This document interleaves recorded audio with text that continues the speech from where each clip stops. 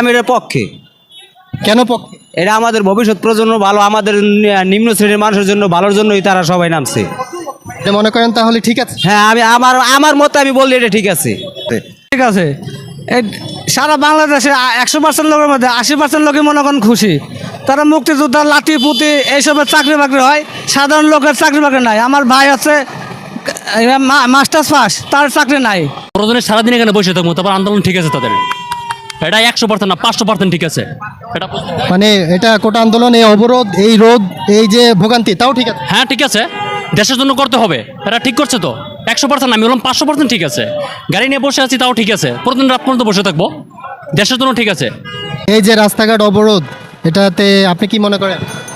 এটা তো ওরা ভালোর জন্যই করছে, যে লেখাপড়া করে আছে বসে খরচ করছে, খরচ করে সেই আজকে আপনার চাকরি বানা, আমি কি করবো।